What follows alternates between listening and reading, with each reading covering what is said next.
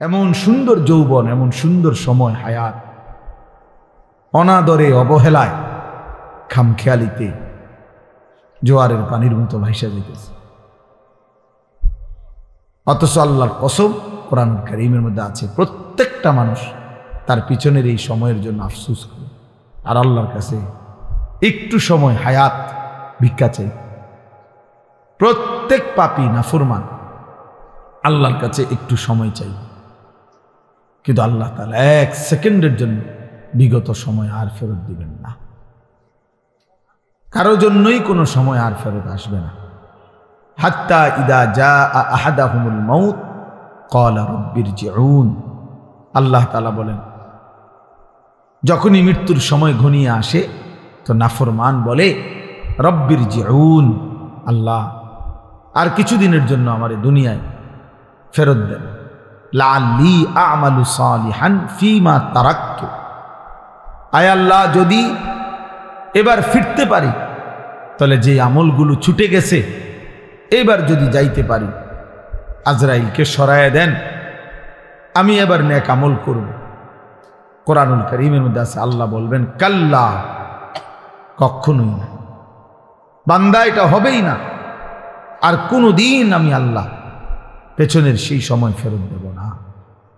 ওয়ালা ইউআখিরাল্লাহু নাফসান ইযা জাআ আজালুহা, আল্লাহ বলেন প্রত্যেকের মৃত্যুর সময় যখন হয়েই যায় তো আমি আল্লাহ তাআলা আর এক সেকেন্ডও তাখির দেরি করি না, কাউকেই আমি আল্লাহ থাকতে দেই না। এজন্য বন্ধু আমার, দোস্ত আমার, সুখে থাকলেও মরে যাবেন, দুঃখে থাকলেও মরে যাবেন, হাসি কিংবা আনন্দ কিংবা বেদনায়, রাজপ্রাসাদ আর কুড়ে ঘর, সব অবস্থাতেই মারাই যাব, কবরেই চলে যেতে হবে। এই অনিবার্য বাস্তবতা, চিরন্তন এই সত্য যে আমাকে মরতে হবে, আমাকে চলে যেতে হবে, এটাকে অ্যাভয়েড করা, অস্বীকার করা, পাশ কাটানো, বুঝতে না চাওয়া, এটা নিতান্তই বোকামি ছাড়া আর কিছু না। কারণ বলে আমি বুঝি নাই এই জন্য আমার মরণ নাই, না, আপনি না বুঝতেও মরে যাবেন, আপনি খেয়াল না করলেও মরে যাবেন, খেয়াল করলেও মরে যাবেন, খুব কেয়ারফুল থাকলেও মরে যাবে, আর অসতর্ক থাকলেও মরে যাবে। চাইলে আমার ভাই, আমার বাপ, আল্লাহর কথা, এ কথা নিয়ে আজকের কথা না শুনে, আমাকে যেতেই হবে, চলে যেতে হবে। গন্তব্য চিনা, মঞ্জিল চিনা, আমি আসলে যাব কোথায়, যাচ্ছি কোথায়, থামবো কোথায়, খোদার কসম এটা বুঝা আল্লাহ সবচেয়ে বড় নিয়ামত। এটাই সিরাতে মুস্তাকিম, যে আমি জানি আমি জিন্দেগি চলতেছি, আমার ঘর আমার শেষ মাথা না, আমার জীবনের শেষ প্রান্ত আমার দোকান না, আমার জিন্দেগির শেষ প্রান্ত আমার বিল্ডিং না, শেষ প্রান্ত আমার ব্যবসা না, আমার জিন্দেগির শেষ প্রান্ত জান্নাত। ওই পর্যন্ত আমি কিভাবে নিরাপদে যাইতে পারবো, সঠিকভাবে যাইতে পারবো, সেই পথের সন্ধান তালাশ করা, খুঁজে পাওয়া, ওই পথে চলতে পারা, আল্লাহর কসম ভাইয়া ওইটাই জীবনের সবচেয়ে বড় সফলতা। আর এই জন্যই আল্লাহ তাআলা বলছে, বান্দা তোমার জীবনের সবচেয়ে বেশি প্রয়োজন যেটা তুমি আল্লাহর কাছে চাইবা, সেটা কি? সেটা সিরাতে মুস্তাকিম। এই জন্য এই পৃথিবীতে এটার চাইতে বেশি কোনো কিছু বান্দা চায় না, কোনো ইমানদার পৃথিবীতে এর চাইতে বেশি কিছু চায় না, অন্য কিছু। ইহদিনাস সিরাতাল মুস্তাকিম সেই ফজরের নামাজ থেকে শুরু হয় এশার নামাজের শেষ রাকাত পর্যন্ত, একেবারে বিতির নামাজের শেষ রাকাত পর্যন্ত তাকে এই এক চাওয়া বলেই যেতে বলতে হয় কিনা বলেন না? ইহদিনাস সিরাতাল মুস্তাকিম সিরাতাল্লাযীনা আন'আমতা আলাইহিম। রব্বে করিম, আমি আপনার সিরাতে মুস্তাকিম চাই, যে পথে চললে মাওলা আপনাকে মিলে যাবে, যে পথে চললে মাওলা জান্নাত পর্যন্ত পৌঁছে যাবে। জীবন চলার প্রত্যেকটা পদক্ষেপে আমি সেই সিরাতে মুস্তাকিম চাই। সেই সকালে, দুপুরে, বিকালে, সন্ধ্যায়, রাতে, ফজরে, সুন্নতে, নফলে, মুস্তাহাবে, ফরজ, ওয়াজিব, সব বারে বারে বলা। আল্লাহ তাআলা বলেন, আন্না হাদা সিরাতি মুস্তাকিমান ফাত্তাবিউ, আল্লাহ বলেন এই কোরআনই হচ্ছে আমার সিরাতে মুস্তাকিম। আন্না হাদা, নিশ্চয়ই ইহা, সিরাতি মুস্তাকিমান, আমি আল্লাহর সিরাতে মুস্তাকিম। ফাত্তাবিউহু, অতএব বান্দা একেই অনুসরণ করো। ওয়ালা তাত্তাবিউস সুবুল, আর কোনো পথ অনুসরণ করো না। ফাতাফাররাকা বিকুম আন সাবিলিহি, তাহলে তোমাকে সত্য পথ সিরাতে মুস্তাকিম থেকে বিচ্ছিন্ন করে দিবে। এজন্য এটা জীবনের বড় পাপ। আমার এটা খুব আফসোস লাগে। স্কুলে পড়ে, কলেজে পড়ে, ইউনিভার্সিটিতে পড়ে, কত কিছু পড়ে। আহা বন্ধু, বাংলা কথা বলতে পারে, ইংরেজি অনেক কথা সুন্দর জানে, কিন্তু মঞ্জিল চেনে না, কোথায় গিয়ে থামবে। মনে করছে এগুলো এতগুলো পড়া পড়তেছি, একটা সময় আইসা কর্মজীবনে শেষ বয়সে সুখ করব, শেষ বয়সে একটা ভালো চাকরি, একটা ভালো ব্যবসা, দুনিয়াবি একটা সমাজে একটা স্ট্যাটাস। কিন্তু দেখা গেছে সব যখন ঘুষায় কবরে যাওয়ার সময় হয়ে যায়, অথবা অসুস্থতা, রোগ, ডায়াবেটিস সহ বিভিন্ন রোগ আইসা বাসা বাঁধে, আর তখন দুনিয়া আছে কিন্তু ভোগ করতে পারে না।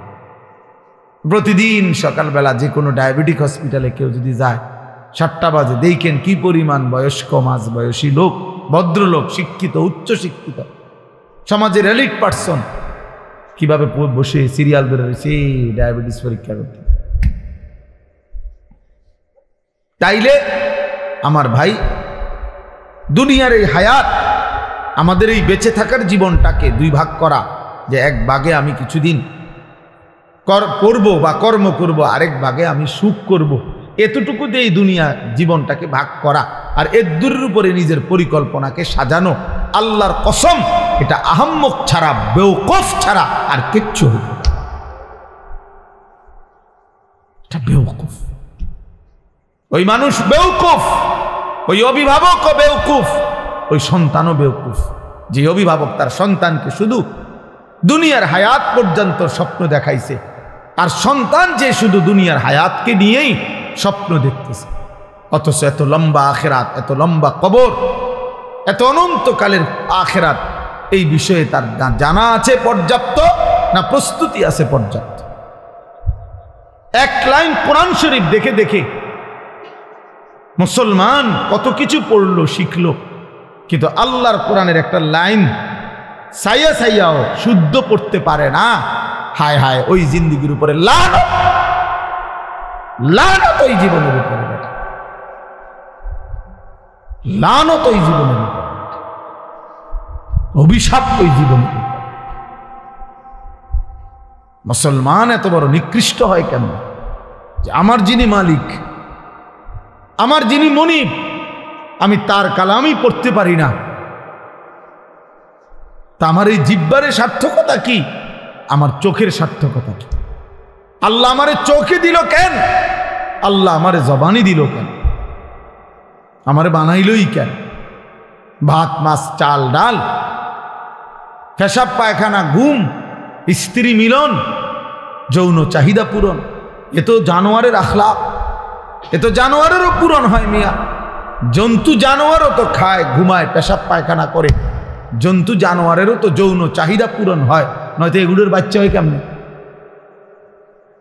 গরু ছাগলের বাচ্চা হয় কেমনে মিয়া? তো জীবন মানে এটুকুই যদি হয়, তো আমি মুসলমান হিসেবে বিশেষত্ব কি?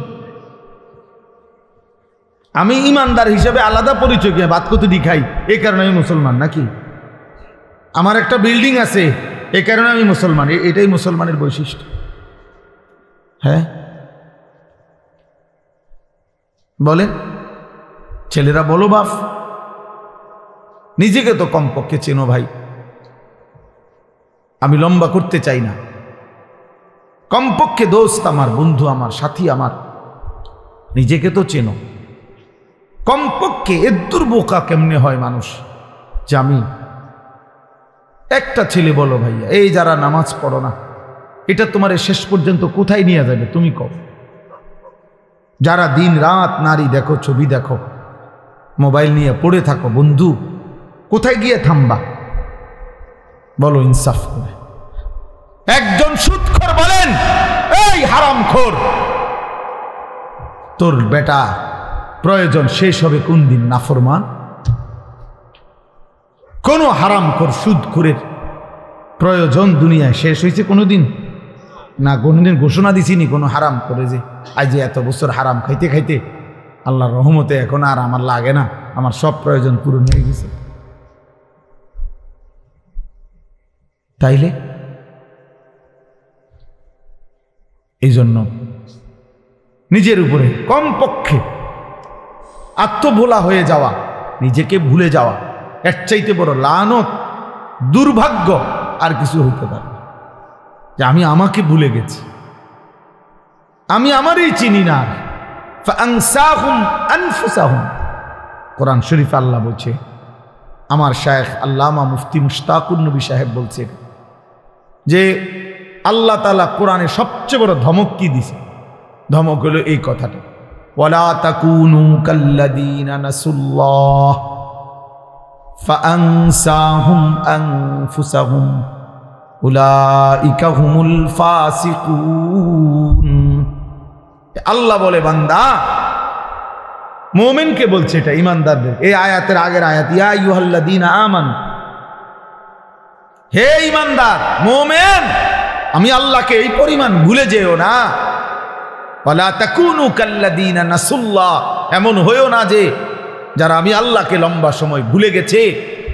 আমি কিন্তু একটা শাস্তি দেই, যে আমাকে লম্বা সময় ভুলে যায়, যে আমার নাফরমানিতে ডুবে যায়, আমি তার একটা শাস্তি দেই বান্দা। শাস্তিটা হলো ফাআনসাহুম আনফুসাহুম, আমি তাকে নিজের পরিচয় ভুলাই দিই। সে আর কোনোদিন মনে পড়ে না সে মুসলমান, তার আর কোনোদিন মনে পড়ে না তার মৃত্যু হবে, তার আর কোনোদিন মনেই পড়ে না মৃত্যুর পরে কিছু হবে, তার আর মনেই পড়ে না কবরে কোনো প্রশ্ন হবে, তার আর মনেই পড়ে না হাসরের একটা মাঠ হবে, তার আর মনেই পড়ে না তার আমলনামা দেওয়া হবে, তার আর মনেই পড়ে না তাকে ফুলসিরাত পার হতে হবে। ফাআনসাহুম আখিরাতাহুম, তাফসীরা আল্লাহ বলছে আমি তোমাকে তোমার পরিচয় ভুলাই দেব, মানে কি? তোমার আখিরাত ভুলাই দেব। ভাত ভুলবা না, ভাত তরকারি ভুলতা না, এটি তো আমি জানোয়ারেরই খাওয়াই। আল্লাহ আখিরাত ভুলাই দেব, আখিরাত ভুলাই দেব, তোমার আখিরাত ভুলাই দেব, মঞ্জিল ভুলাই দেব, গন্তব্য ভুলিয়ে দেব। আজকে বলো ভাই ছেলে, একজন ছেলে বলো, প্রতিদিন আমি এই কথা চিল্লাই, প্রতিদিন যে 365 দিনের একটা বছরে, এক বছরে কোনোদিন মুসলমানের যে বাচ্চা, মুসলমানের যে লোকটা কোনোদিন ফজরের নামাজ পড়লো না, এই জানোয়ার আল্লাহরে কেমন বলাটা বলছে? আপনি কোন এই জানোয়ার কত বড় জানোয়ার, এটা কত বড় নিকৃষ্ট জন্তু। কুত্তা তার চাইতে কোটি গুণ ভালো, বেটা কুত্তার চাইতে 1,00,000 গুণ ভালো। কুত্তা মালিকের নাফরমানি করে না। 365 দিনের এক বছরে কোনোদিন এই জানোয়ার কোনোদিন ফজরের নামাজ পড়ে না, অথচ সে কহে বলে মুসলমান। আরে তুই কি মুসলমান? তোরে মুসলমান বললে মুসলমান কারে করবে? হাইওয়ান। ভাত খাও দেখে মুসলমান, খানা তো জানোয়ারের আখলাক। ঘুম যাও দেখে মুসলমান না, ঘুম তো জানোয়ারেও যায়। মুসলমান তো ঘুমকে বলে না। ইসলাম মানে ঘুম, ইসলাম মানে ভাতের থালা, ইসলাম মানে বিল্ডিং। সেজদা কি? সেজদা আল্লাহ বলছে সেজদা। এই কপাল খেয়াল রাখলে হবে, এই কপাল রব্বুল আলামিন, আপনারা সবাই খেয়াল করে বুঝেন, এই কপাল পৃথিবীর উপার্জনের কোনো কাজে লাগে না। মানুষের হাত, পাও, চোখ, কান, দিমাগ মানে বুদ্ধি, বিবেক, এগুলো দুনিয়াবি বিভিন্ন উপার্জন করার জন্য লাগে। চাকরি হোক, ব্যবসা হোক, দোকান হোক, ক্ষেত হোক, খামার হোক। কিন্তু কপাল দিয়া মানে কপাল ঠেললা টাইনা দুনিয়াবি কোনো উপার্জন করে না, কপাল দুনিয়ার কামাই রোজগারির কোনো কামে লাগে না। তো এইটা আল্লাহ তাআলা কেন বানাইলেন কপাল? আল্লাহ তাআলা শুধুমাত্র ভাইয়া একটা যুবক হলেও ভাইবো বাবা, আল্লাহ তাআলা এই কপাল শুধুই বানাইছেন সেজদার জন্য। এজন্য সেজদা আরবিতে কাকে বলে? আরবিতে সেজদার সংজ্ঞা কি? পরিষ্কার কিতাবে আছে, ওয়াদউল জাবহাতে আলাল আরদ, জমিনের উপরে কপাল রাখা, এটারে কয় সেজদা। এই মানে কপাল আল্লাহ বানাইছিনি কিসের জন্য? সেজদার জন্য। অতএব যেই কপাল সেজদা দেয় না, তুই কোনো মানুষ না। এই জন্য আমি সব সময় বলি, বেটা রাগ করো আর কোনোদিন না আসলাম, একবারের আশাতেই আসি, প্রতিবার আয়ন কঠিন আমার জন্য। তার যদি কোনোদিন নাও আসি তো মনে রাখো, যারা এখানে যারা বসা, যাদের কপালে সেজদা নাই, যারা নামাজ পড়ো না, তোর ওই কপালে থুতো মারলাম, থু থু তোর কপালে, থুতো মারি তোর কপালে, থু। লানত তোর কপালে। আল্লাহ কোরআনে তোকে লানত দিছে, ওয়া ইন্না আলাইকা লানাতা ইলা ইয়াউমিদ্দিন। আল্লাহ বলছে, ইবলিস সেজদা দিলি না, ঠিক আছে, আজকের থেকে নিয়ে কিয়ামত পর্যন্ত তোর উপরে আল্লাহর লানত। যা ভাত খা, জানো খানা তোর খাওয়াবো, খানা যেহেতু আমি কুত্তারে খাবাই, তোরে খাবাইতাম না, খা। ভাতে না খাবি বেটা, খাবি আর পেশাব করবি, বাথরুমে যাবি, খা। নারী দেখ, ছবি দেখ, উলঙ্গ দৃশ্য দেখ, আর কি জানোয়ারের মতো চলতে থাকো, একদিন ধাক্কা দিয়ে জাহান্নামে ফেলে দিবে। ওমান ইউশাকিকির রাসূল মিন বাদি মা তাবায়্যানা লাহুল হুদা ওয়া ইয়াত্তাবি' গায়রা সাবিলিল মুমিনিন। আল্লাহ বলেন, আমার রাসূলের বিরুদ্ধাচরণ যে করবে, আমার ইমানদার মুমিন যেই পথে চলে তার উল্টো পথে যে চলবে, দুইটা অপরাধ। এক নাম্বার, আমার রাসূলের বিরুদ্ধাচরণ যে করবে, ইমানদার মুমিন যেই পথে চলে সেই পথের উল্টো পথে যে চলবে, নুওয়াল্লিহি মা তাওয়াল্লা, আমি আল্লাহ তাকে একদিন সেই উল্টো পথেই চালাইতে থাকব। ওয়া নুসলিহি জাহান্নাম, এই উল্টো পথে চলতে চলতেই একদিন নাফরমানকে জাহান্নামে ফেলে দেব।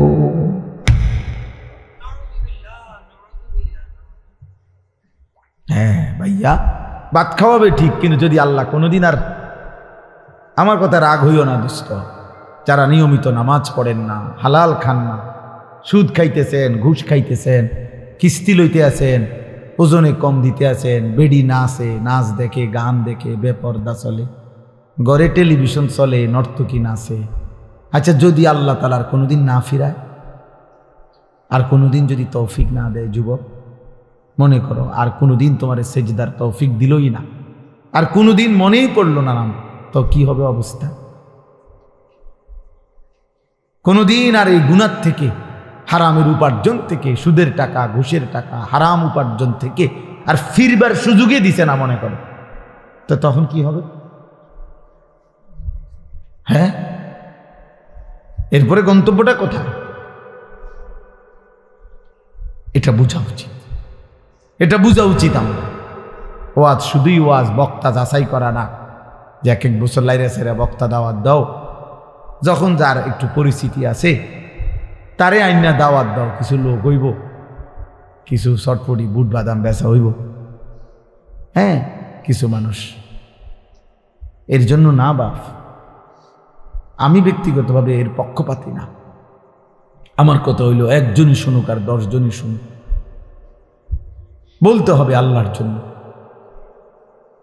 এজন্য ভাই আমার, বাবা আমার, আমরা প্রত্যেকেই ইনশাআল্লাহ আল্লাহর দিকে ফিরে, আল্লাহর দিকে ফিরে আসা, মালিককে সেজদা দেওয়া, এর মধ্যেই আমাদের ইজ্জত, শান্তি, নিরাপত্তা, দুনিয়ারও সৌন্দর্য, আখিরাতেরও সৌন্দর্য। কোনো হারামখোর খুশিতে নাই, কোনো সুদখোর বেঈমান, এই ঘৃণিত কোনো পাপী মানুষের কাছে সমাদৃত হয় না। কেউ হয়তো সামনাসামনি বেইজ্জতি হয়, কেউ হয়তো পিছনে হলেও কি হয়, বেজ্জতি। কোনো সুদ করলে কেউ কোনো জোনায়েদ বাগদাদি কয় না। মানুষ এত বেকুব না, আপনি খাইবেন সুদ আর মানুষের মাশাআল্লাহ ওনার দেখতে একেবারে জোনায়েদ বাগদাদির মতো লাগে। মানুষে চিরা খায় আর আপনি ভাত খান। মানুষে বুঝে না, বাট ফাররে মানুষে চিনে না। কথা বোঝেন নাই যে মানুষ আলোকে আলোই বলে, অন্ধকারকে কি অন্ধকারই বলে। এই জন্য প্রত্যেকটা ফরমান সীমালঙ্ঘনকারী জালেম বেইজ্জতি হয়। এটা সবক বন্ধু, সবক। এটা আমাদের জন্য শিক্ষা। একটা আদালত অঙ্গন, যাদের কথায় যার কথায় আঙ্গুলের ইশারায় যার উঠত বসত, থরথর করে কাঁপত, সময়ের অল্প দিনের ব্যবধানে আজ যখন সেই আদালতে তাকে নেওয়া হয়েছে, তোর পথচারীরা তারে থাবড়ায়। পৃথিবীবাসী দেখছে, পৃথিবীবাসী দেখছে। পথচারী থাবড়ায় তো, আর নির্বাক একটা শব্দ উচ্চারণ করার মতো হিম্মত নেই। কোথায় সেই অহংকারী, কোথায় সেই প্রতাপ? বলেন বলেন। সবক নেন, শুধু রাজনীতির হিসাব না, জীবনের জন্য সবক নেওয়া উচিত। জীবনের জন্য। এই দেখবেন একদিন ইসরায়েলের এই কুত্তার পরিণতিও এমন নিকৃষ্ট হবে যে পৃথিবীব্যাপী ফেরাউন নমরুদের মতো পৃথিবীবাসী একদিন তাকে দিয়েও দৃষ্টান্ত দেবে, কোনো সন্দেহ নেই। এই নেতানিয়াহু নামের এই কুত্তারে দিয়েও একদিন পৃথিবীবাসী উদাহরণ দিবে যে ফেরাউন নমরুদের পরবর্তী এক নমরুদের উত্তরসূরি ছিল, ফেরাউনের এক উত্তরসূরি ছিল নেতানিয়াহু। এজন্য কেউ ভাইয়া, কেউ না ইজ্জত পায় না বাপ, কোনো না। আমি কিংবা তুমি, জওয়ান কিংবা বুড়া, সম্মান মিলবে না, সম্মান মিলবে না। এজন্য দয়া করে নিজের উপরে দয়া করেন, নিজেরে সুন্দর করেন, আখলাক সুন্দর করেন, হালাল উপার্জনের প্রতি যত্নবান হন। মানুষ ঘৃণাই করে। আরবিতে একটা প্রবাদ আছে, অফিকা উয়ুবুন ওয়ালিন্নাসে আয়ুনুন। আমরা কিতাবে পড়ছি যে আরবিতে বলে তোমারও দোষ আছে, মানুষেরও চোখ আছে। তোমারও দোষ আছে, মানুষেরও কি আছে? চোখ আছে। মানুষ চোখ বন্ধ করে থাকে না, কাজে মানুষ বুঝে। এজন্য প্রিয় ছেলে ভাই, তোমাদেরকেও বলি ভাই, যারা এক ওয়াক্ত নামাজ পড়ো না, তুমি 1 মিনিট ভাইবা দেখো এই সমাজের মানুষ তোমাকে কি মনে করে। সারাক্ষণ নারী ছবি, মোবাইলে অস্থির দৃশ্য, তুমি ডানে বামে তাকায় দেখো, মানুষ তোমাকে প্রিয় মনে করে না অপ্রিয় মনে করে। তো আল্লাহর কাছেও তোমার ইজ্জত হারাইলা, কারণ গুনাহ তো কোনো পাপীকে তো আল্লাহ তাআলা সম্মানিত করবে না, করবেন তো? মানুষের কাছেও তো তুমি ঘৃণিত, মানুষের কাছেও তো ঘৃণিত। তো জীবনের অর্জন কোথায় বলে? আল্লাহ আমাদেরকে মাফ করে দেন। এর বিপরীতে আমরা এবার এই যে আয়াত পড়ছি, ইব্রাহিম আলাইহিস সালামকে লক্ষ্য করে, এই সংক্ষেপে আর অল্প একটু কথা বলি তাইলে শেষ। ইব্রাহিম আলাইহিস সালামকে লক্ষ্য করে আল্লাহ তাআলা এই কথাটা বলছেন। আমি যে আয়াতটা পড়ছি কোরআনুল কারীমের 17 নম্বর পারা 22 নম্বর সূরা, সূরা হজ। এই সূরার 2টা আয়াত 27, 28, এই 2 আয়াত পড়ছি। একজন শ্রেষ্ঠতম প্রিয় নবী ছিলেন ইব্রাহিম আলাইহিস সালাম। ইব্রাহিম আলাইহিস সালামের নাম আমরা সবাই জানি, আল্লাহ তাআলার বহুতই মহব্বতের একজন নবী, একজন রাসূল। আল্লাহ তাআলা যাকে নিজের খলিল বানাইছেন, ওয়াত্তাখাযাল্লাহু ইব্রাহিমা খলিলা। আল্লাহ তাআলা বলেন আমি আল্লাহ ইব্রাহিমকে খলিল, বন্ধু বানাইলাম, বন্ধু বানাইলাম। আল্লাহ তাআলা কোরআনুল কারীমের মধ্যে বলছেন ইব্রাহিম আলাইহিস সালামকে যে সে একজন ব্যক্তি, কিন্তু পৃথিবীবাসী শোনো, আমি আল্লাহ বলতেছি আমার ইব্রাহিম একাই কানা উম্মাতান, ইব্রাহিম একাই একটা জাতি। তিনি একজন ব্যক্তি না, বরং এক ব্যক্তি, একটা জাতি। আল্লাহ তাআলা কুরআনুল কারীমের মধ্যে বলছে, আল্লাহ তাআলা কোরআনে বলছে, ইন্নী জাইলুকা লিন-নাসি ইমামা। ইব্রাহিম, আমি তোমাকে পৃথিবীবাসীর, গোটা বিশ্ব মানবতার ইমাম বানিয়ে দিলাম। ইমাম বানিয়ে আল্লাহ তাআলা কোরআনে বলছেন, হুয়া সাম্মাকুমুল মুসলিমিন। মুমিন শোনো, ইমানদার, ইব্রাহিমই তোমাদের মুসলিম নামকরণ করেছেন। তাহলে অনেক মর্যাদা, অনেক সম্মান, অনেক বৈশিষ্ট্য আল্লাহ তাআলা কোরআনুল কারীমের মধ্যে আছে। ওনার কানিতান, আল্লাহর অনুগত, শাকিরান লিআনউমি, আল্লাহ তাআলার সমস্ত নিয়ামতের প্রতি কৃতজ্ঞ। এটা আল্লাহ বলছে ইব্রাহিম আলাইহিস সালামের সিফাত। ইজতাবাহু, আল্লাহ বলে আমি নিজে তাকে বাছাই করেছি। এরকম অনেক আল্লাহ তাআলা মর্যাদা, সম্মান, ইজ্জত ইব্রাহিম আলাইহিস সালামকে দিয়েছেন। আমাদের মিল্লাতের পিতা বানাইছেন, মিল্লাতা আবিকুম ইব্রাহিম। এত সম্মান, এত ইজ্জত, এত মর্যাদা আল্লাহ তাআলা দান করছেন। কিন্তু এর আগে আল্লাহ তাআলা ওনাকে বারবার, অগণিতবার পরীক্ষা করেছেন, পরীক্ষা করছে। ওয়াইদ ইবতালা ইব্রাহিমা রাব্বুহু বিকালিমাতিন ফাআতাম্মাহুন্না। আল্লাহ তাআলা বলছেন, আমি ইব্রাহিমকে অনেকবারই পরীক্ষা করেছি, প্রত্যেকবারই আমার ইব্রাহিম শতভাগ উত্তীর্ণ হয়েছে, গোল্ডেন এ প্লাস পাইছে প্রত্যেকবারই। তাফসিরে মধ্যে আছে, হযরত আব্দুল্লাহ ইবনে আব্বাস রাদিয়াল্লাহু তাআলা আনহুমা বলছেন, আল্লাহ তাআলা ইব্রাহিম আলাইহিস সালামকে 30 বার, কোন বর্ণনায় আছে 70 বার পরীক্ষা করেছেন।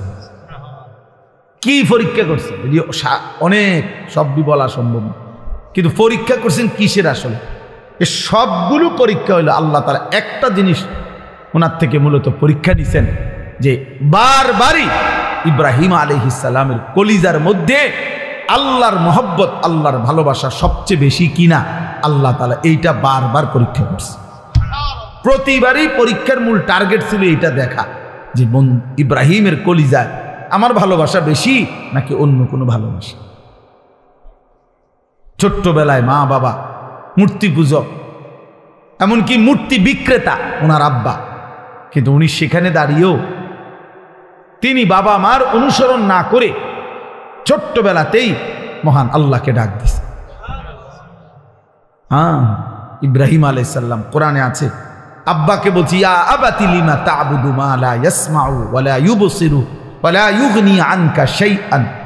হায় আব্বা, এগুলো কি পূজা করেন আপনি? এ কেমন মূর্তির পূজা করেন যে মা লা ইয়াসমাউ, যে মূর্তি কিছু শুনেও না, ওয়া লা ইউবসিরু, কিছু দেখেও না, ওয়া লা ইউগনি আনকা শাইআন, হ্যাঁ, কিচ্ছু উপকারও করতে পারে না। এটা আসেও না, কান্দেও না, মাতেও না, মুতেও না। এটা কিটা? সদবোধ? সদবোধ না, এটা কি?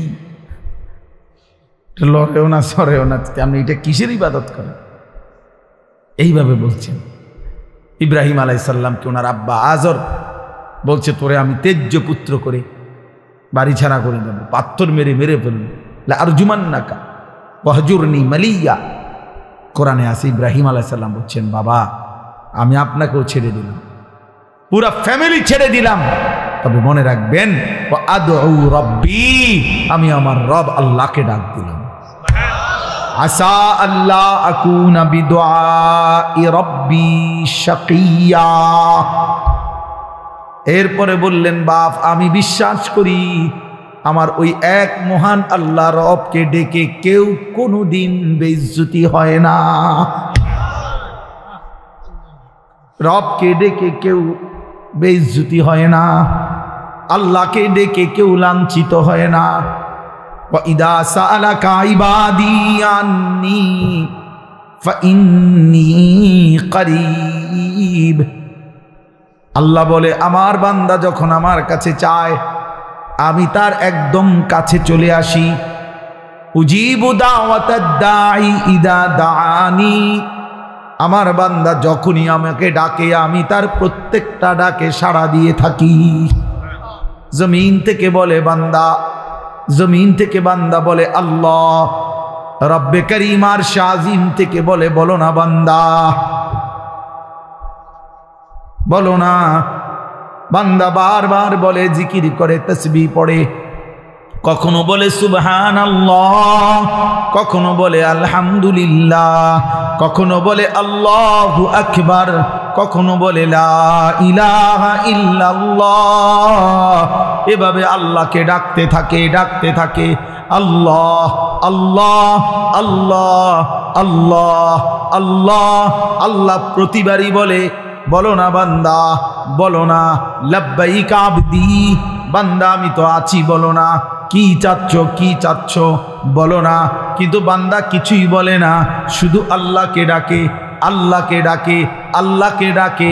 হাদিসের মধ্যে আছে একটা পর্যায়ে আল্লাহ নিজেই তখন বলতে থাকে, আমি বুঝছি বান্দা তুমি আমারে ডাইকা মজা পাইছো, ঠিক আছে বান্দা তুই আমারে ডাকতে থাক, আমি আল্লাহ নিজেই তোকে দিতে থাকি।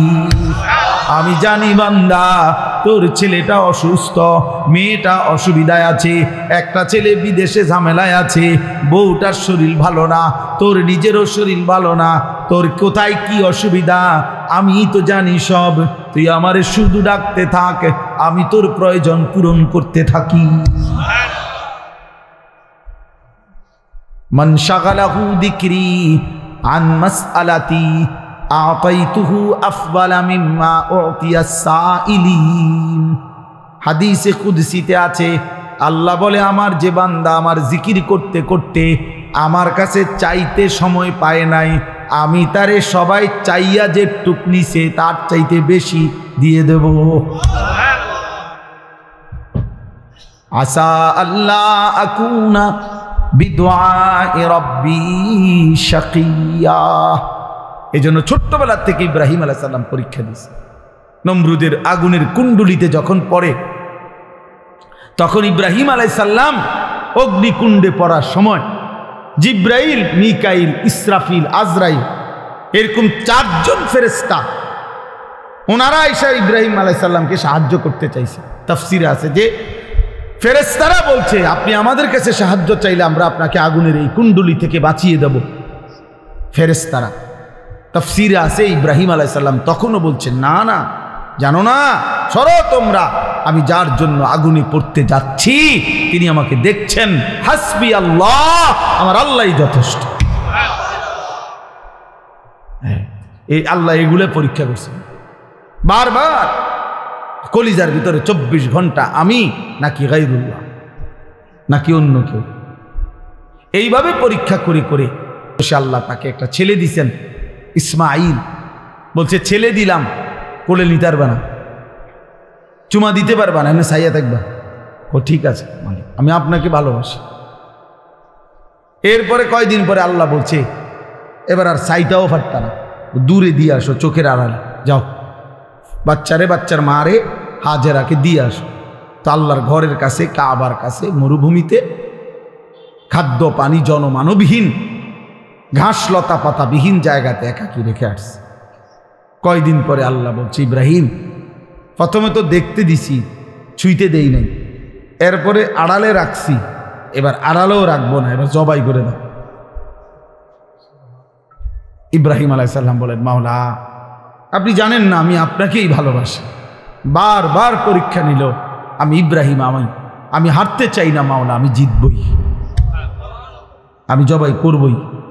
তো ঠিক এই গর্দানে ছুরি রাখছে।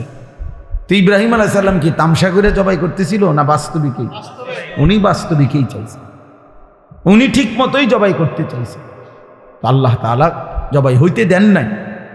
কিন্তু আমার বলার উদ্দেশ্য হলো এই সমস্ত পরীক্ষার বিনিময়ে আল্লাহ তাআলার কাছে বারবার বারবার সর্বপ্রথম খতনা, যে পুরুষের যে খতনা করায় বাচ্চার, এই খতনা, এই হুকুম আল্লাহ প্রথম ইব্রাহিম আলাইহিস সালামকে দিয়েছেন। লা হাওলা ওয়ালা কুওয়াতা। اللهم صل على محمد وعلى آل محمد كما صليت على إبراهيم وعلى آل إنك আলহামদুলিল্লাহ। আর একটু এই আমার কথা শেষ হয়ে যাবে এই 5-10 মিনিটের ভিতর। তো দেখেন এইভাবে ইব্রাহিম আলাইহিস সালাম তার জীবনের এই সমস্ত পরীক্ষার বিনিময়ে যখন উত্তীর্ণ হয়েছেন, এইভাবে এই যে কইলাম উনি সর্বপ্রথম আল্লাহ তাআলা খতনার হুকুম ওনাকে দিয়েছেন। উনি বয়সকালে নিজের খতনা নিজে করাইছেন। প্রথম দাড়ি চুল এই পৃথিবীতে প্রথম ব্যক্তি যার দাড়ি চুল সাদা হয়েছে বুড়ার কারণে, বয়সের কারণে, ইব্রাহিম আলাইহিস সালাম। আউয়ালু মান শাবা, মানে উনার আগে আদম আলাইহিস সালামের পরে কারো চুল দাড়ি সাদা হতো না, বুড়ো হইল সর্বপ্রথম আল্লাহ তাআলা উনার চুল দাড়ি সাদা বানাইছেন। কওমের লোকেরা বহু মন্দ কিছু কইছে যে ধর্মান্তরিত হওয়ার কারণে, বাপদাদার ধর্ম ছেড়ে দেওয়ার কারণে চেহারা পাল্টায় গেছে। কিন্তু ইব্রাহিম আলাইহিস সালাম আল্লাহ তাআলার মহব্বতকে প্রাধান্য দিয়ে কারো কোনো নিন্দায় তিনি সামান্যতম প্রভাবিত হন নাই। এইভাবে বারবার পরীক্ষা দিয়ে ইব্রাহিম আলাইহিস সালাম যখন উত্তীর্ণ হয়েছেন, সেই উত্তীর্ণ হওয়ার পরে আল্লাহ তাআলা তাকে এবার বলছি, ইব্রাহিম আমি তো তোমার কিছু একটা পুরস্কার দিতে চাই, চলো ইব্রাহিম পুরস্কার স্বরূপ আমার ঘর, কায়নাতের সর্বশ্রেষ্ঠ ঘর, আমি আল্লাহ তাআলার ঘর কাবা তোমার হাত দিয়ে বানাইতেছি, যাও তুমি আমার ঘর বানাও। আমার এই ঘর আমি আদম আলাইহিস সালামের জামানায় ফেরেশতাদের মাধ্যমে বানাইছিলাম, নূহ আলাইহিস সালামের জামানায় আমি ঘরের উপরের প্রাচীর দেওয়াল তুফানের সময় আমি উঠাই নিয়েছিলাম। অনেক দিন হয়েছে আমার ঘরের ভিত্তি আছে নিচে, কিন্তু উপরের আর বানাই নাই, এবার তোমার দিয়ে বানাই, তো তুমি আমার ঘর বানাও। ওয়াইদ বাওয়ানা লি ইব্রাহিমা মাকানাল বাইত, আল্লাহ বলেন আমি নিজে ইব্রাহিমকে তার জন্য আমার ঘর জায়গা সম্পূর্ণ নির্ধারণ করে দিলাম। এরপরে সংক্ষেপ কথা হলো, ইব্রাহিম আলাইহিস সালাম ওনার ছেলে ইসমাঈলকে নিয়ে আল্লাহর ঘর নির্মাণ করছেন। আল্লাহর ঘর নির্মাণ করার পরে আল্লাহ তাআলা তখন এই আয়াত আল্লাহ বলছে, ওয়াআদ্দিন ফিন নাস বিল হজ্জ, ইব্রাহিম তুমি যেহেতু আমার ঘর বানিয়েছ, অতএব আমার এই ঘরকে কেন্দ্র করে সারা পৃথিবীর আমার বান্দাদেরকে ঘোষণা দাও যে তারা যেন আমার এই ঘরকে উদ্দেশ্য করে হজ্জে আসে। ওয়াআদ্দিন ফিন নাস বিল হজ্জ, হজ্জের ঘোষণা দাও। ইব্রাহিম আলাইহিস সালাম বললেন, আয় মাওলা, এত দূর দূরান্তে আপনার বান্দাদের কাছে আমি আওয়াজ পৌঁছাবো কেমন? আমি ডাক দিলে শুনবে কয়জন? তো আল্লাহ তাআলা বললেন, ইব্রাহিম আওয়াজ দেওয়া, ডাক দেওয়া, আহ্বান করা, আজান দেওয়া এটা তোমার দায়িত্ব, পৌঁছানো আমার দায়িত্ব। আলাইয়াল বালাগ, আমার দায়িত্ব পৌঁছানো, আমার দায়িত্ব। এই জন্য প্রতিটা মুয়াজ্জিন মসজিদে যিনি আজান দেয়, প্রত্যেক মুয়াজ্জিন তাকে যেন আল্লাহ বলে যে আমার ঘরে তুই আজান দাও, তুমি শুধু আওয়াজ বের করো, আমার বান্দার কলিজার মধ্যে কে নামাজি হবে আমি আল্লাহ পৌঁছায় দেব। এই জন্য মুয়াজ্জিন বড় দাম, মুয়াজ্জিন খুব দাম, খুব দাম। যত মানুষ আল্লাহর দিকে মানুষকে ডাকে, তার মধ্যে সর্বশ্রেষ্ঠ ডাক আল্লাহর দিকে, সর্বশ্রেষ্ঠ দাওয়াত মুয়াজ্জিনের দাওয়াত। জানেন সর্বশ্রেষ্ঠ দাওয়াত কোনটা? আজান, পূর্ণাঙ্গ দাওয়াত। এই জন্য পৃথিবীর কোন বক্তা, ওয়াইজ, পীর, একের যত বড় বুজুর্গ হোক, যারা মানুষকে আল্লাহর দিকে ডাকে, ওনাদের সকলের দাওয়াতের চাইতে শ্রেষ্ঠ পূর্ণাঙ্গ পরিপূর্ণ দাওয়াত হলো মুয়াজ্জিনের দাওয়াত, তাওহীদের দাওয়াত। প্রমাণ কি? প্রমাণ হলো এই আজানের দোয়া। এই দোয়াটাই কম কি? আজানের দোয়া নবীজি বলছেন, আজানের দোয়ার মধ্যেই নবীজি আজানকে বলছেন আল্লাহুম্মা রাব্বা হাযিহিদ দাওয়াতিত তাম্মা। এই যে দাওয়াতিত তাম্মা মানে হলো পূর্ণাঙ্গ দাওয়াত। কি? আজান। আজান নবীজি এখানে পূর্ণাঙ্গ দাওয়াত বলছে কোনটারে? হ্যাঁ, এই জন্য আজান আমাদের দেশে খুব গাফলতি। গ্রামের বুড়া অসল 200 বছরের বুড়া একজনের দায়িত্ব দিয়ে দিছে, এবার আজান দেয় যে 300 বছর ধরে এরম করে আজান, মানে না মানে মস্কারি করে। আর হুজুর আজান কদ্দুর বোঝেন তো, আর এটা লেগে একজন লোক রাখিয়া হুদা ঝামেলা বাড়াই লাভ, আজানে না কদ্দুর, এটা বলে আজান কদ্দুর। এটার লেগে একজন লোক রাখিয়া টাকা 3000 নষ্ট করার চাইতে বন খাউন, 3000 টাকার বন খাইলে কতগুলো বন পাওয়া যাবে, বুঝেন না কথা? আশ্চর্য, আফসোস, অসংখ্য মসজিদ খামখেয়ালি করে মুয়াজ্জিন রাখেন,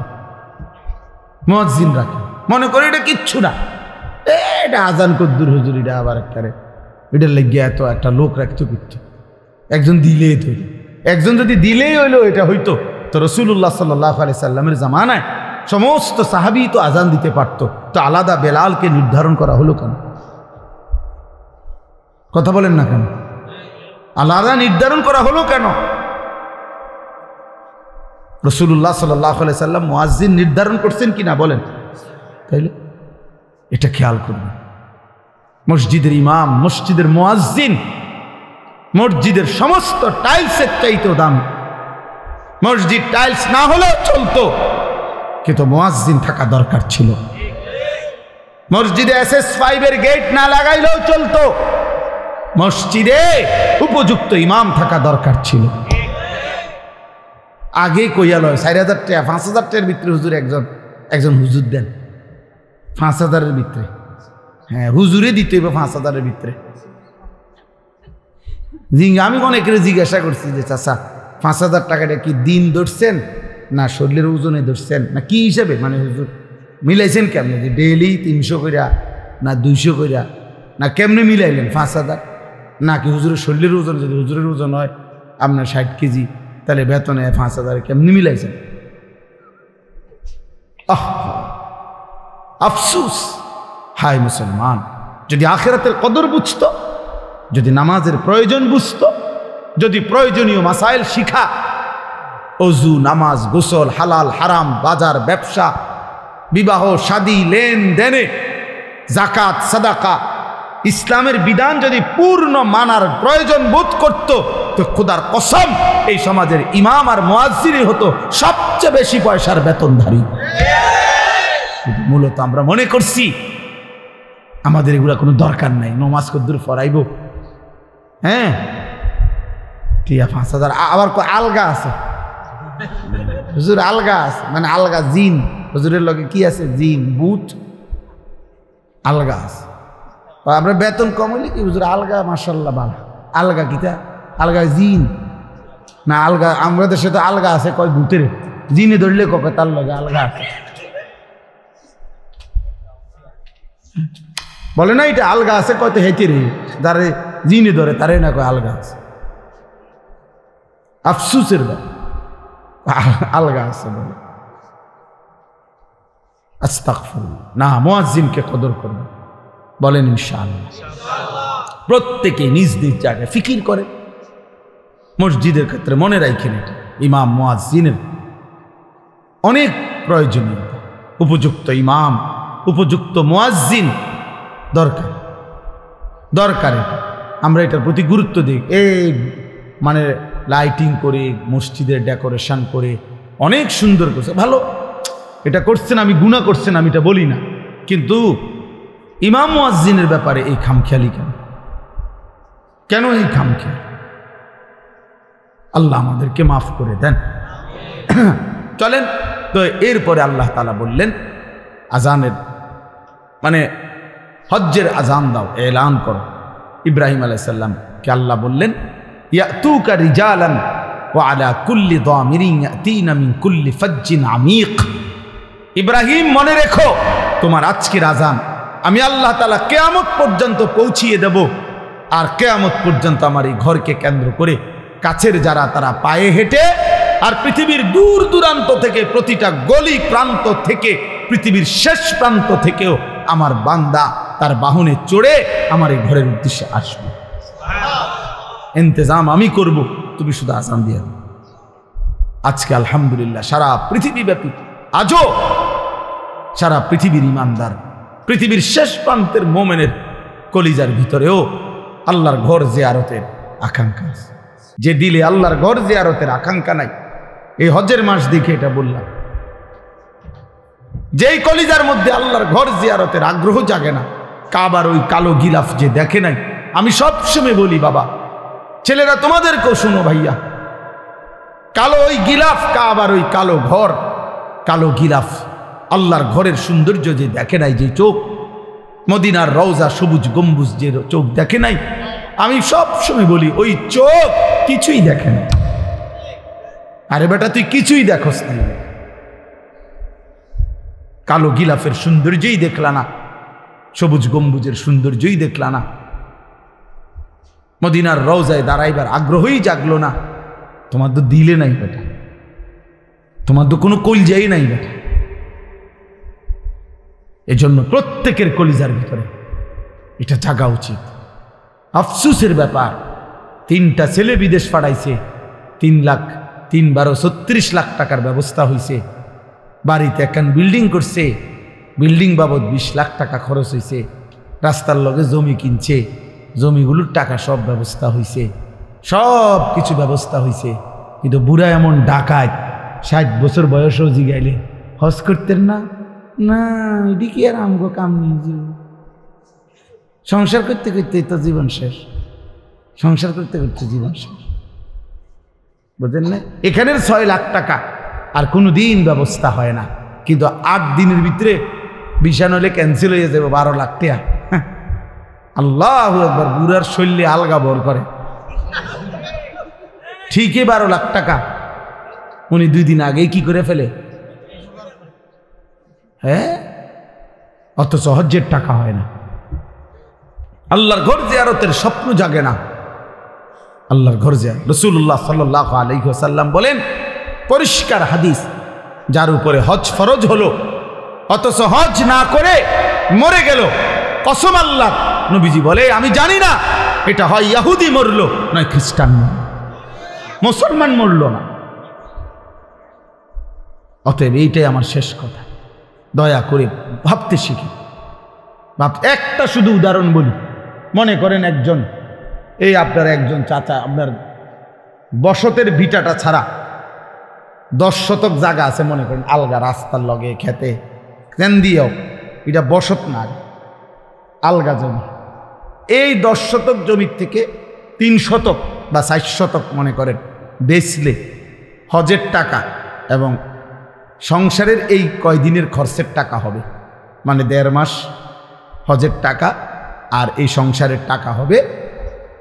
আর বাকি যেই জমিটা রইছে এইটা ফিরে আসলে এটা দিয়েই তার সংসার চলবে ইচ্ছা করলে। কসম খোদার, যদি কোনো মুসলমানের আর এই ব্যক্তির কাছে শুধু এই জমিটাই আছে, আর টাকা পয়সা, ব্যাংক ব্যালেন্স, ব্যবসা, অন্য আর কিচ্ছু নাই, কিন্তু এতটুকু জমি আছে যে জমির কিছু অংশ বিক্রি করলে হজের টাকা এবং সংসারের খরচের এই কয়দিনের টাকা হবে, ফিরে আসলে ওই বাকিটুকু জমি দিয়েও ইচ্ছা করলে তার সংসার চলবে, ওই ব্যক্তির উপরে আল্লাহর কসম হজ ফরজ। এবার আপনারা হিসাব করেন বুঝা বুঝা কি পরিমাণ মুসলমানের উপরে হজ। হ্যাঁ না, হেবাটা হজাইতো না, যাইব কেমনে? গেলাম হইলে তারা 3 ওগারে বিদেশ পাঠাইছি, তারারে যদি আল্লাহ লোয়াইতো, তারা যদি পাঠাইতো, হেবাটা বইয়া বইয়া সাদওয়ানে বন খায়, বিড়ি খায়, আরে গপ মারে। বুঝেন নাই কথাটা? লম্বা লম্বা সুন্দর সুন্দর কথা কয়। ও 3 ফুটে যদি দয়া করে তারা যদি বিদেশের টাকা দিয়া হেবাটারে হজে পাঠায় তাহলে যাবে, নাহলে যাবে না। তো কোনো সন্তান বিদেশ পাঠাইলেনি হজ ফরজ হয়? কথা বলেন না কেন? তো ফুট বিদেশের লগে হজের কি?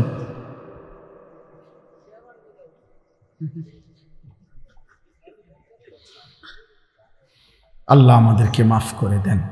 এজন্য বারবার বলতেছি, হজ্জের এই মাসে, এটা আমার এই দ্বিতীয় শেষ কথা, এটাই, হজের এই পবিত্র মাসে আল্লাহর বান্দারা ছুটছে। ইতিমধ্যে আল্লাহর বান্দারা প্রতিদিন ফ্লাইট হইতেছে, আল্লাহ চাহে তো আমরাও যাব ইনশাআল্লাহ। এই জন্য আমি সবার জন্য দোয়া করি। আমার ড্রাইভার, আমার সাথে আমার একটা ছেলে থাকে, ওরারে বলছি 200 টাকা করে জমা। নিজে বলছি আমি, আপনি জিজ্ঞাসা করে দেখি। আমি বলছি 200 টাকা করে জমাও, 200 টাকা। তুমি পুরা টাকা মিলাইতে পারতা না, রব মিলাবে। রব তোমার দিল চাইবে, ঠিকই ব্যবস্থা হয়ে যাবে, ঠিকই ব্যবস্থা হয়ে যাবে। আপনি আলাদা করেন। কিশোর যুবক ভাই, তোমরাও 100 বার 1000 কোটি বার কক্সবাজার দেখা আর 1000 কোটি বার পৃথিবীর দর্শনীয় স্থানগুলো দেখার চাইতে মালিকের ওই কাবার গিলাফ দেখা একবার কোটি গুণে শ্রেষ্ঠ। তুমি এটা আন্দাজই করতে পারবা না ওই ঘর দেখার মজা কেমন। এই জন্য দয়া করে রাসূলুল্লাহ সাল্লাল্লাহু আলাইহি সাল্লামের রওজায়ে আতহারে যাওয়া তার চাইতে বড় সৌভাগ্য কি? আমি প্রথম যে বছর নবীজির রওজার সামনে দাঁড়াইছি, তো আমি তাকাইয়ে রইছি আর কাঁদতেছিলাম আর বলতেছিলাম যে হায় রাসূল, সেই ছোট্টবেলা থেকে কতবার আপনার নাম নিলাম, কত কিতাব পড়লাম, কতভাবে আপনার নাম বললাম, আর আপনি এখানে, আপনি এখানে। এই জন্য আমরা প্রত্যেকে ইনশাআল্লাহ আল্লাহর ঘর জিয়ারতের স্বপ্ন দেখবো ইনশাআল্লাহ। মালিকের ঘর দেখবেন, এটা মুমিনের যুগ যুগান্তের মুমিনের জীবনের একটা সাধনা, স্বপ্ন যে আমি আমার রবের ঘর দেখি। এর টাকার হিসাব কি? আমার শায়েখ আল্লামা মুফতি মুশতাকুন নবী সাহেব প্রতি বছর, আমি মনে হয় 20 বছর ধরে দেখি ওনারে সব সময় হজ্জে যায়, উমরায় যায়। আমি একবার ওনারে জিজ্ঞাসা করছি যে হুজুর, এই পর্যন্ত আপনি কয়বার হজ করছেন, হজ উমরা করছেন কয়বার? হুজুরে এক সুন্দর কথা বলছে, মাওলানা শ্বশুর বাড়িতে মানুষে কয়বার যায় গুণানি যায়, শ্বশুর বাড়িতে কি গুণিনি যায়?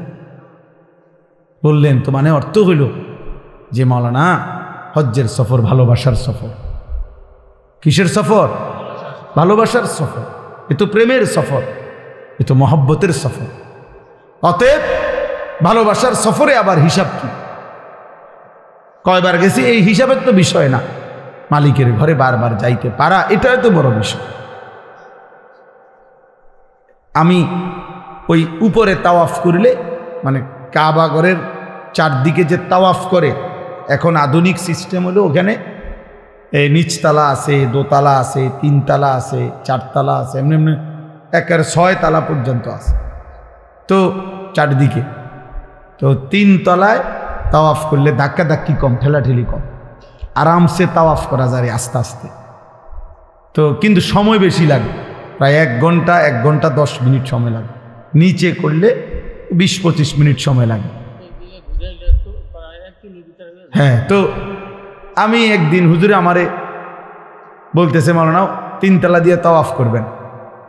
তা আমার আবার 2 দিন পরে আমার কইল তাওয়াফ করছেন? আমি হ করছি। কোনখান দিয়ে? আমি বললাম নিচে। আপনারা না বললাম উপরে তাওয়াফ করতেন? আমি বললাম হ করছি তো, কিন্তু এনে সময় বেশি লাগে, 1 ঘন্টার উপরে লাগে। তখন হুজুরে আমারে বলছিল মাওলানা সময় কি আপনার আব্বার? আমি বলছি না, আল্লাহ। বললেন তাহলে আল্লাহর দেওয়া সময় আল্লাহর জন্য একটু বেশি ব্যয় হবে, এর জন্য আপত্তি কিসের? এই জন্য দয়া করে আল্লাহর দেওয়া রিজিক, আল্লাহর দেওয়া মাল, আল্লাহর দেওয়া সম্পদ আমার মালিকের জন্য খরচ হবে, এটার মধ্যে কার্পণ্য কিসের? আর আল্লাহ নবী সাল্লাল্লাহু আলাইহি ওয়াসাল্লাম বলছেন মা আমারা হাজ্জুন কাত্তু, এই শেষ কথা বলবেন নবীজি বলছেন, আল্লাহর কসম নবী বলছেন, কোনো হাজি হজের জন্য উমরার জন্য আল্লাহর পথে এই হজ উমরার সফরে খরচ করে নবীজি বলছেন কখনোই গরিব হবে না। বিয়াতে খরচ করে মানুষে ফকির হয়, ব্যবসায় খরচ করে মানুষে ফকির হয়, অন্যখানে ফকির হইতে পারে, বিল্ডিং করতে গিয়া ফকির হয়ে গেছে, কিন্তু রাসূল বলছে আমার আল্লাহর ঘরের জিয়ারত করতে গিয়ে টাকা খরচ করার কারণে এই লোকটি ফকির হয়েছে, এমনটা হবে না, আমি রাসূল গ্যারান্টি দিলাম। আল্লাহ আমাদের প্রত্যেককে আল্লাহর ঘর জিয়ারতের তৌফিক দান করেন। একটা জরুরি কথা রয়েছে না? জি জি, ছোট্ট একটা কথা, 2টা মিনিট মেহেরবানি করে। যেই মসজিদের উদ্যোগে মাহফিল, মসজিদের অনেকগুলো কাজ বাকি আছে, আপনারা প্রত্যেকেই একটু পকেটে হাত দিলে দয়া করে, রাত অনেক হয়েছে, আপনাদেরও কষ্ট হবে, আমরারও কষ্ট হবে, এজন্য মহব্বত করে মসজিদের জন্য একটু সহযোগিতা করেন। আর যদি কেউ বলেন পরে দিবেন, তো সেটাও বলে রাখেন, আপনারটা আপনি পৌঁছাইয়েন। আর এখন যারা দিবেন, দয়া করে প্রত্যেকে ভালোবেসে মহব্বতে আল্লাহর ঘরের জন্য একটু দান করেন। 2-4 জন বুঝের ভাই দাঁড়াইয়া নেন। আর যদি কেউ বলেন পরে দিবেন, তো সেটাও বলে রাখেন যে আমরা শুনে রাখলাম, তাইলে ইনশাআল্লাহ পরে পৌঁছায় দিবেন। তাও স্বেচ্ছাসেবক ভাই যাও, মনে মনে সূরা ফাতিহা একবার, 3 বার কুল হুয়াল্লাহু আহাদ পড়ে।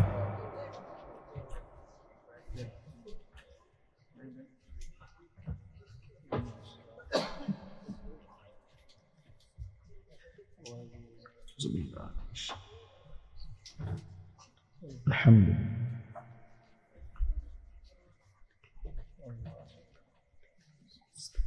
اهدنا الصراط المستقيم صراط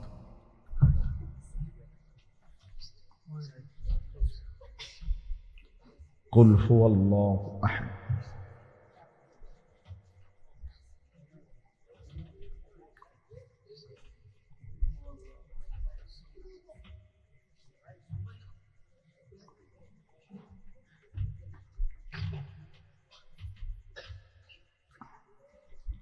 আমার মাদ্রাসা হলো কুমিল্লা ক্যান্টনমেন্ট, ময়নামতি সাহেবের বাজার বলে।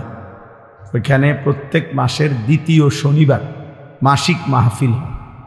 সকাল 10টা থেকে 1টা পর্যন্ত মহিলাদের জন্য বয়ান হয়, আসর থেকে এশা পর্যন্ত পুরুষদের জন্য বয়ান হয়। আগামী শনিবার 10 তারিখ, 2য় শনিবার এটা। যদি কারো সুযোগ হয়, ছেলেরা তোমাদেরকেও দাওয়াত করলে যাওয়ার চেষ্টা করবেন। আল্লাহ তাআলা তৌফিক দান করেন। আলহামদুলিল্লাহি রাব্বিল আলামিন। আল্লাহুম্মা আনতাস সালাম ওয়া মিনকাস সালাম, তাবারাকতা ইয়া দাল জালালি ওয়াল ইকরাম। ইয়া রাব্বি লাকাল হামদু কামা ইয়ানবাগি লিজালালি ওয়াজহিক ওয়া আযীমি সুলতানিক। সাল্লি আলা মুহাম্মাদিন কামা হুয়া আহলুক ওয়া ফাআল বিনা খায়রান কামা আনতা শানুক। يا أرحم الراحمين يا أرحم الراحمين يا أرحم الراحمين. ربنا ظلمنا أنفسنا وإن لم تغفر لنا وترحمنا لنكونن من الخاسرين. ربنا آتنا في الدنيا حسنة وفي الآخرة حسنة وقنا عذاب النار. ربنا وآتنا ما وعدتنا على رسلك ولا تخزنا يوم القيامة إنك لا تخلف الميعاد. ربنا اصرف عنا عذاب جهنم إن عذابها كان غراما إنها ساءت مستقرا ومقاما. رب ارحمهما كما ربياني صغيرا. ربنا هب لنا من أزواجنا وذرياتنا قرة أعين وجعلنا للمتقين إماما. مولاي كريم अपनी माफ করে দেন, রব্বে করিম আপনি মাফ করে দেন, মেহেরবান মাওলা আপনি মাফ করে দেন, পেছনের জিন্দেগির সমস্ত গুনাহ মাফ করে দেন, আগামী জিন্দেগি আপনি সুন্দর করে দেন, ঈমান আমলের দৌলত দান করেন, ইজ্জত আফিয়ত দান করেন, তাকওয়া তহারত দান করেন, হিম্মত ইস্তেকামত দান করেন, ইখলাস দান করেন, ইখলাস দান করেন, সেজদাওয়ালা কপাল বানিয়ে দেন, কাঁদনেওয়ালা চোখ বানিয়ে দেন, জিকিরওয়ালা জবান বানিয়ে দেন, মোহব্বতওয়ালা দিল বানিয়ে দেন, সুন্নাতওয়ালা জীবন বানিয়ে দেন। আল্লাহ সমস্ত কবরবাসীদেরকে মাফ করে দেন, কিয়ামত পর্যন্ত কবরের আযাব মাফ করে দেন, কিয়ামত পর্যন্ত কবরের আযাব মাফ করে দেন, কবরগুলোকে জান্নাতের টুকরা বানিয়ে দেন, আপনার নূরে রহমত দ্বারা ভরপুর করে দেন। আল্লাহ, আমরা যারা বেঁচে আছি আমাদেরকে দ্বীন ও ঈমান নসিব করেন, হেদায়েত নসিব করেন, তাকওয়া নসিব করেন। কিশোর যুবক ছেলেগুলোকে নামাজি বানিয়ে দেন, চরিত্রবান বানিয়ে দেন, উত্তম আখলাকওয়ালা বানিয়ে দেন, সেজদাওয়ালা বানিয়ে দেন।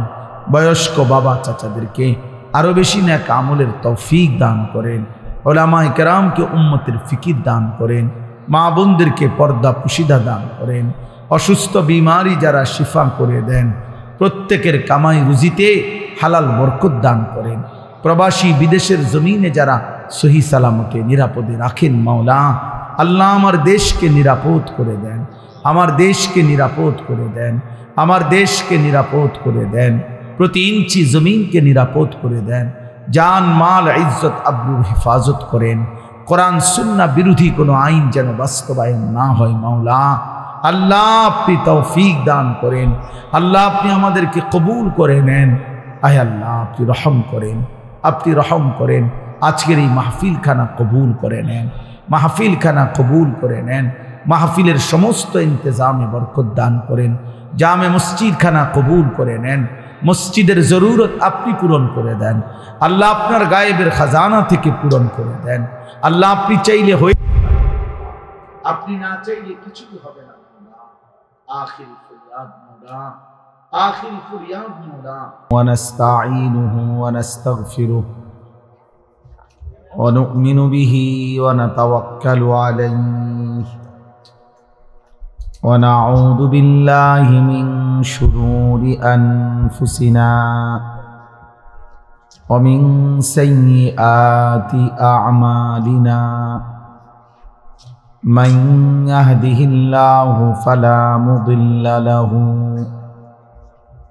ومن يضلله فلا هادي له ونشهد أن لا إله إلا الله وحده لا شريك له ونشهد أن سيدنا وحبيبنا ومولانا محمدا عبده ورسوله أما بعد فأعوذ بالله من الشيطان الرجيم بسم الله الرحمن الرحيم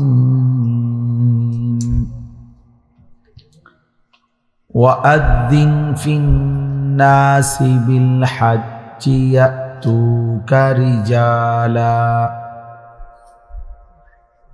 يأتوك رجالا وعلى كل ضامن يأتين من كل فج عميق ليشهدوا منافع لهم ويذكروا اسم الله على ما رزقهم ويذكروا اسم الله في أيام معلومات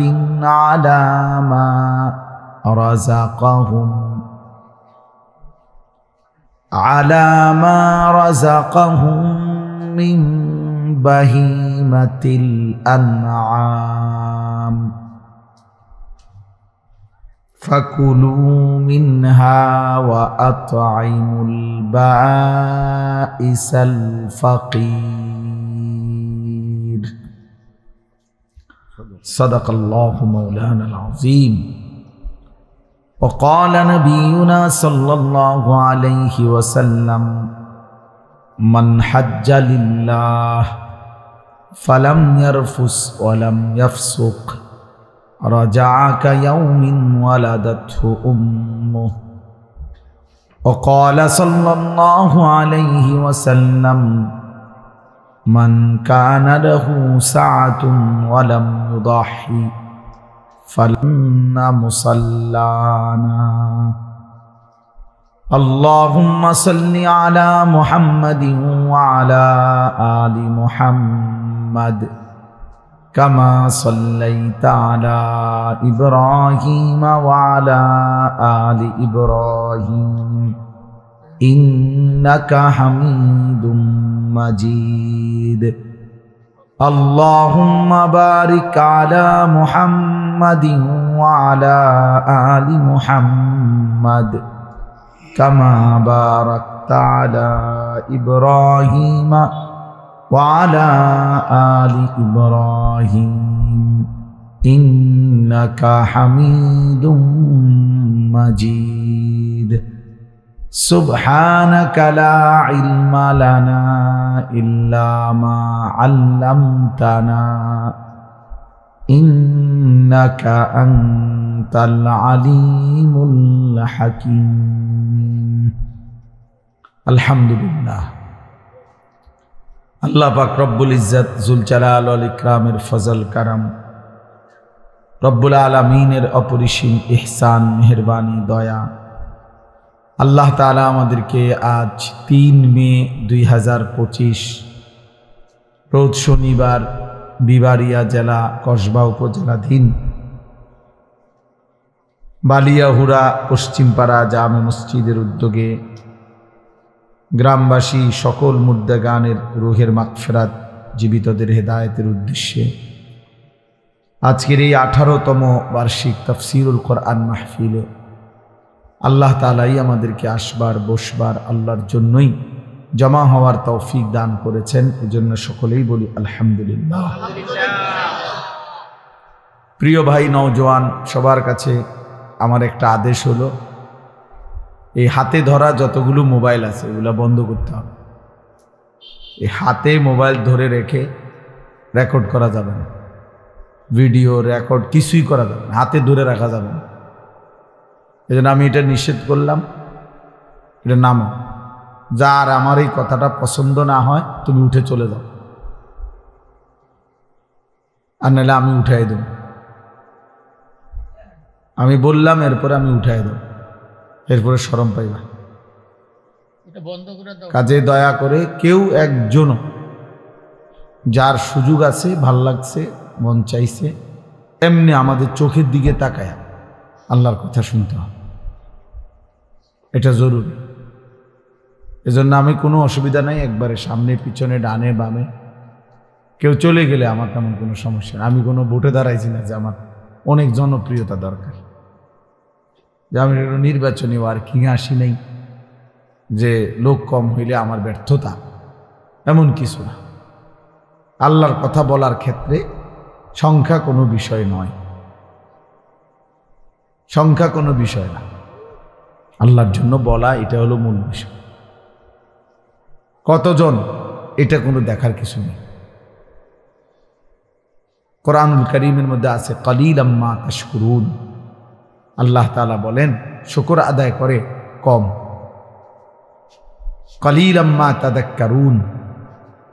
কোরআনে আল্লাহ বলেন উপদেশ গ্রহণ করে কম। ওয়া কালিলুম মিন ইবাদিয়াশ শাকুর। আল্লাহ বলেন আমার শুকরকারী বান্দা পরিমাণে কম। তাহলে আল্লাহর অনুগত, আল্লাহর কথা শুনে আল্লাহর কথার প্রতি কৃতজ্ঞ হয়, এরকম পরিমাণ সবসময় কমই হয়। এটা নিয়ে আফসোসের কিছু নেই। কম কিংবা বেশি, সফলতা কিংবা ব্যর্থতার কিছু নেই। এখানে মনে করেন 50,000 লোক হইলে আমার কবর আযাব মাফ তো, কথা কয় না তো, আল্লাহ বলি কি আমার বুটও খারাইলাম না, কবর আযাবও মাফ হইল না, তাহলে আমার কি হলো? কাজে এখানে সংখ্যা কোনো কি না বিষয় না, কতজন এটা কোনো কিছু না। সবাই চিনলে সফল, সবাই না চিনলে ব্যর্থ, এটা কোরআন সুন্নাহর কথা না, এসে ইসলামের কোনো বক্তব্য না। জনপ্রিয়তা কোনো জরুরি কোনো বিষয় না। কোরআনুল কারীমের মধ্যে 25 জন নবী এবং রাসূলের নাম আছে। কতজন? তো মোট নবী রাসূল কি 25 জন? তো বাকিদের নাম নাই কেন? যাদের নাম নাই ওনারা ব্যর্থ। পৃথিবীতে 5,000 সাহাবীর নাম কোনো কিতাবে নেই। সবগুলো কিতাবে একসাথ করে একবারে বাড়ি চালান দিলেও তো হবে না। 5,000 সাহাবীর নামও একসাথে পাওয়া যাবে না। তো 1.25 লক্ষ সাহাবী তো বিদায় হজ্জের ময়দানে, আরাফাতের ময়দানে নবীজির সামনে ছিল। হজের সময় নবীজি যে বছর হজ করেছেন 1.25 লাখ সাহাবী ছিল। তাহলে 1,25,000 সাহাবীর মধ্যে 5,000-এর নামও তো কোনো কিতাবে নাই, কোনো বইতে নাই, ইতিহাসে নাই, নাই ওনাদের নাম কেউ জানে না। তাহলে যাদের নাম কেউ জানে না ওনারা ব্যর্থ তো আর, তাহলে সমস্যা। এই জন্য দোস্ত, সবাই চিনলেই সফল, না চিনলে ব্যর্থ এমন কিছু না। এটা কোনো বিষয়। বুজুর্গানে দ্বীন বলে আল্লাহ তাআলার 2টা নাম আছে, আয-যাহির আল-বাতিন। এই 2 নামের অর্থ হলো, একটা নামের অর্থ হলো আয-যাহির, অর্থ হলো প্রকাশকারী, আল-বাতিন গোপনকারী, আবৃতকারী, যিনি গোপন রাখেন। আর যাহির মানে যিনি প্রকাশ করেন। তো মুফাসসিরিনে কেরাম বলেন, মুহাদ্দিসিনে কেরাম বলেন যে আল্লাহ তাআলা তার নামের গুণ আল্লাহ তাআলা তার পছন্দসই বান্দার উপরে প্রয়োগ করেন, ইলকা করেন, ঢালেন। আল্লাহ তাআলা তার রহমান নাম থেকে কাউরে রহমতের সিফাত তার মধ্যে দেন কিছুটা, ফলে তার দিল খুব দয়ালু হয়। এরকম অনেক গুণ আল্লাহ তার বান্দাকে দেন, বৈশিষ্ট্য। এটা আল্লাহ তাআলা কুদরতি নিজাম। তো আল্লাহ তাআলা এই 2 নাম আল্লাহ তার ইচ্ছা মতো তার কোনো বান্দার উপরে জুহুর মানে এই প্রকাশকারী এই গুণটা দেন কাউরে, তো তখন দুনিয়া তাকে চিনে। আবার কারো উপরে আল্লাহ তাআলা ওই যে বাতেন গোপনকারী, তিনি এই গুণটা কাউকে ঢালেন কারো, তো তাকে পৃথিবীবাসী চেনে না, তিনি শুধু চিনে। তাহলে এই জন্য অনেক আউলিয়া কেরাম এমন আছে যা করে গোটা দুনিয়া চেনে। আবার এমন লাখো লাখো আউলিয়া আছে আল্লাহর প্রিয় বান্দা কেউ চেনে, পাহাড়ে জঙ্গলেই শেষ, ইন্তেকাল করছে, কেউ জানেও না, হাসরের ময়দানে। এই জন্য দোস্ত, এটা একটা জরুরি বিষয়। কোরআন সুন্নাহর দৃষ্টিতে সংখ্যা পরিচিতি এটা কোনো বিষয় না, কতজন এটা কোনো কথা। সূরা ইয়াসিনের মধ্যে একটা ঘটনা আছে, ওয়াদরিব লাহুম মাসালান আসহাবাল কারিয়া। এই ঘটনার মধ্যে আছে 3 জন রাসূল আল্লাহর পক্ষ থেকে একটি এলাকার মানুষকে দিবানিশি কালেমার দাওয়াত দিছে, আল্লাহর দিকে দাওয়াত দিছে।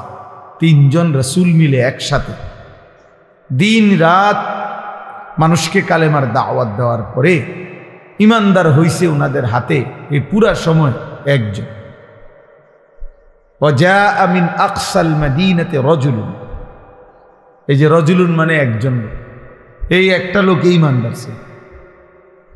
তাইলে 3 জন রাসূলের দাওয়াতে কালেমা পড়ে মুসলমান হয়েছে, ইমানদার হয়েছে কয়জন? তো উনারা ব্যর্থ না, এইটা মনে রাখতে, এটা মনে রাখতে হবে।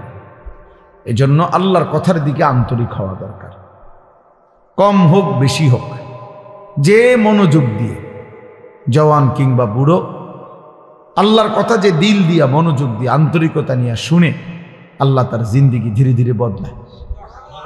কোনো গাফেল বদলায় না, অলস বদলায় না, গাফেল গাফেলই থেকে যায়।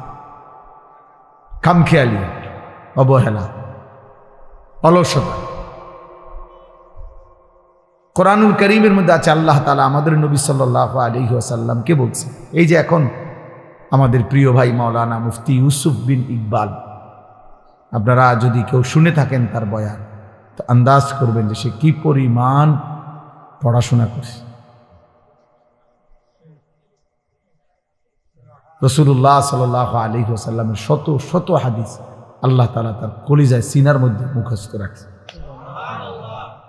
যাই বলে কিতাবের নাম, মুসান্নিফের নাম সহ বলে। আমি নিজেও ওনার বয়ান শুনি, ব্যক্তিগতভাবে মহব্বত করি। তো আপনাদেরকে জিকিরের কথা বলতেছিল। কোরআনুল কারীমের মধ্যে আছে আল্লাহ তাআলা আমাদের নবী সাল্লাল্লাহু আলাইহি ওয়াসাল্লামকে জিকির করতে বলছে, ওয়াযকুর রাব্বাকা ফী নাফসিকা তাদাররুআন ওয়া খীফা ওয়া দুনাল জাহরি মিনাল কওল বিল গুদুওয়ি ওয়াল আসাল। আল্লাহ বলছে নবী আপনি তিনভাবে জিকির করবেন। এক, দিলে দিলে অন্তরে। দুই, আওয়াজ ছাড়া জিহ্বায়, মানে শব্দ হবে না, নিঃশব্দ, তবে জবানে তবে শব্দ নাই। আর হলো হালকা আওয়াজ, সকালে এবং সন্ধ্যায়, মানে দিবানিশি। তো এখানে একটা কথা আছে যে এর পরেই আল্লাহ বলছে ওয়ালা তাকুম মিনাল গাফিলিন। নবীজিকে আল্লাহ বলছে বন্ধু গাফিলদের অন্তর্ভুক্ত হয়েন না।